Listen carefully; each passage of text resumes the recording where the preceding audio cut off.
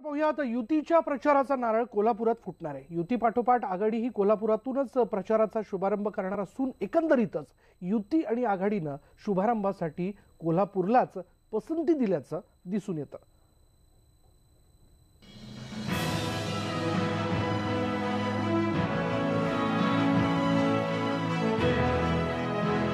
कोल्हापूरच्या मातीनं शिवसेना प्रमुख बाळासाहेब ठाकरे, अटल बिहारी वाजपेयी यांच्या लाखांच्या सभा पाहिल्या।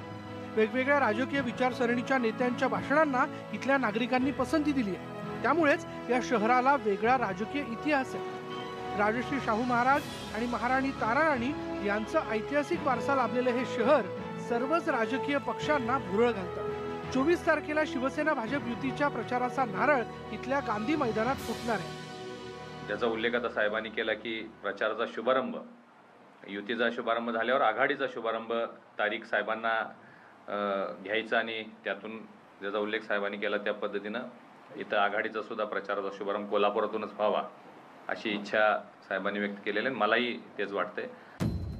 शिवसेना भाजप युतीच्या पाठोपाठ काँग्रेस राष्ट्रवादी काँग्रेस आघाडीही कोल्हापुरातूनच प्रचाराचा प्रारंभ करेल। आघाडीनं सरकारच्या विरोधात संघर्ष यात्रा काढली होती। त्या यात्रेची सुरुवातही कोल्हापुरातूनच करण्यात आली होती। शिवसेना भारतीय जनता पक्षाच्या युतीचा प्रचाराचा शुभारंभ कोल्हापुरात होतोय। पक्षप्रमुख उद्धवजी ठाकरे, महाराष्ट्राचे मुख्यमंत्री देवेंद्रजी फडणवीस यांच्या उपस्थितीमध्ये आणि महाराष्ट्र राज्यातल्या अनेक मान्यवरांच्या उपस्थितीमध्ये होतोय।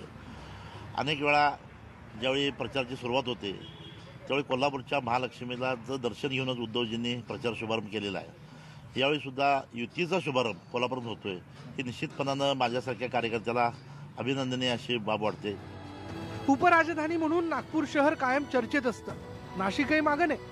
औरंगाबादवर ज्यांचं वर्चस्व त्यांची मराठवाड्यात सत्ता, तर सांस्कृतिक राजधानी म्हणजे पुणे अशी या शहराची ओळख। तर झणझणीत तांबडा पांढरा रस्सा आणि लाल भडक कट असलेली मिसळ म्हणजे कोल्हापूर।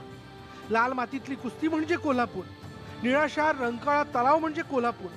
करवीर निवासिनी अंबाबाईचं तीर्थक्षेत्र म्हणजे कोल्हापूर। आता प्रचाराचा शुभारंभ करणारं शहर अशी या कोल्हापूरची ओळख झाली आहे। ज्याप्रमाणे राज्याच्या राजकारणामध्ये पश्चिम महाराष्ट्राचा वरचष्मा कायम राहिलेला आहे, त्याप्रमाणेच कोल्हापूरचंही स्थान अढळ राहिलेलं आहे। आणि येणाऱ्या लोकसभा निवडणुकीमध्ये तर युती असेल किंवा आघाडी दोघांनीही करवीर नगरीला अनन्यसाधारण असं महत्त्व दिलेलं आहे। त्यामुळे करवीर निवासिनी अंबाबाई नेमकी कुणावर प्रसन्न होणार हे मात्र येत्या 23 मेलाच आपल्याला समजू शकणार आहे। Video journalist